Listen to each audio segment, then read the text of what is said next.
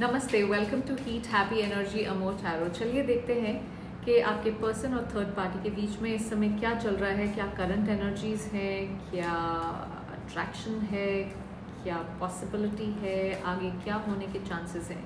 तो अगर ये सब क्वेश्चंस आपके दिमाग में चल रहे हैं या अराउंड दिस, मे बी इससे आपको कुछ क्लैरिटी मिलेगी। Let's see. ओके, देखिए शैलो की एनर्जी है पहली, इनके बीच की या आपके पर्सन की जो करंट एनर्जी है बेसिकली थर्ड पार्टी के लिए बहुत सरफेस लेवल की एनर्जी है। यहाँ पे कुछ खास इमोशनल बॉन्ड नहीं दिख रहा है मुझे।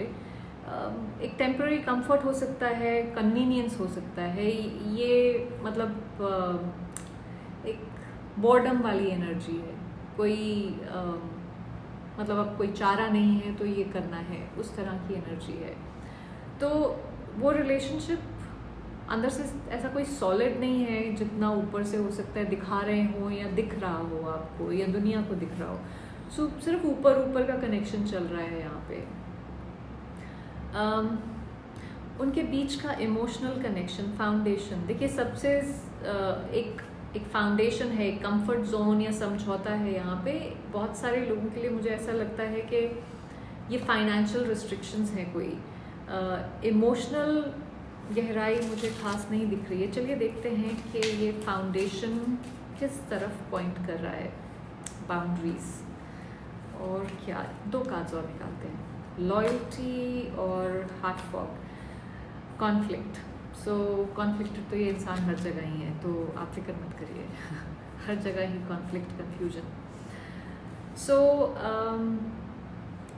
इमोशनल मतलब ठीक है, जो एक फाउंडेशन बनी है, एक रिवाज है या ट्रेडिशन है, उस हिसाब से इनको जो निभाना है, जो करना है वो कर रहे हैं। पर अदरवाइज कहीं एक बीच में दीवार दोनों की खिंची हुई है, एक लकीर खिंची हुई है। किसी को यहाँ पे शक हो सकता है कि ये दूसरा इंसान ट्रस्टवर्दी है कि नहीं। सो कहीं ना कहीं ट्रस्ट इश्यूज इन दोनों के बीच में है। तो इमोशनली एक डिस्कनेक्ट सा है, थोड़ा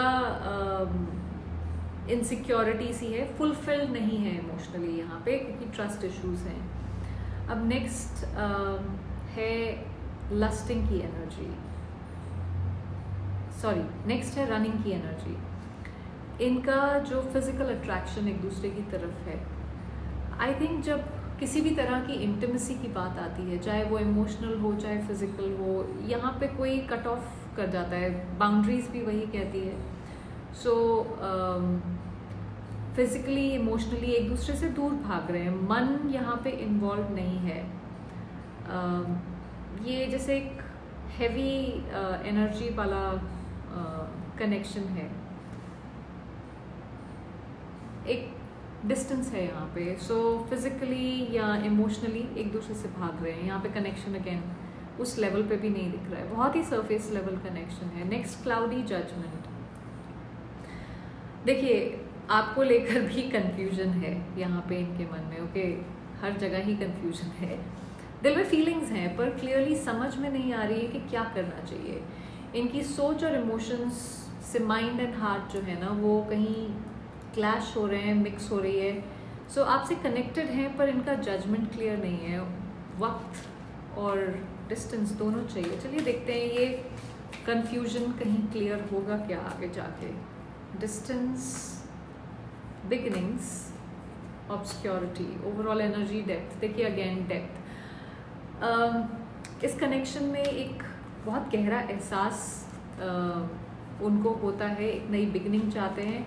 ये जो दूरियां आप दोनों के बीच में आई हैं इस समय, आई थिंक ये उनको अवेयर करवाएंगी इस कनेक्शन के बारे में। हो सकता है इस समय उनको लगा हो कि ठीक है, मैं तो थर्ड पार्टी के साथ ही अपनी ज़िंदगी निकालूंगा या निकालूंगी, मेरे को और कुछ नहीं करना है, मेरे लिए मेरी स्टेबिलिटी ज़्यादा ज़रूरी है। पर अब जब वो थर्ड पार्टी के साथ टाइम स्पेंड हो रहा है तो रियलाइज़ हो रहा है कि भाई वो कनेक्शन बहुत इम्पोर्टेंट था मेरे लिए, और मैं वहाँ पे एक नई बिगिनिंग के बारे में चाहता हूँ या चाहती हूँ करना शुरू। तो बहुत कुछ हो सकता है कि इस समय छुपा रहे हों अपनी फीलिंग्स इस ऑब्सक्योरिटी की एनर्जी के साथ। सो क्लैरिटी आएगी, पर उसको थोड़ा सा टाइम लगेगा इन्हें। नेक्स्ट एनर्जी है कर्स,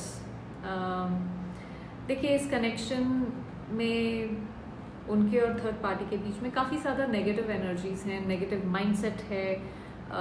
यहाँ पे अगेन आई फील एक पॉसिबिलिटी है कि थर्ड पार्टी किसी तरह का कोई नेगेटिव या तो एनर्जेटिक वर्क कर रही हो, कोई स्पेल वर्क अगर वो कर रही हो, तो वो एक चीज़ इस कार्ड से मुझे आजकल बहुत ज़्यादा फील होती है।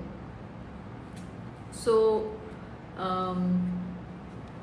वो जैसे मेरे ख्याल से जो भी ये है पर्सन, वो कहीं ना कहीं कुछ करके पैटर्न्स रिपीट हो रहे हैं कोई कुछ लोगों के लिए आई फील यहाँ पे वो थर्ड पार्टी के लिए इसके साथ इसलिए है क्योंकि कोई ऑब्लिगेशन है या गिल्ट है, कंट्रोल है जो उनको कहीं ना कहीं रोक लेता है। सो ये उनकी किसी पुरानी नेगेटिव साइकिल का हिस्सा है जो वो तोड़ नहीं पा रहे हैं। तो इनका कार्मिक पैटर्न भी हो सकता है।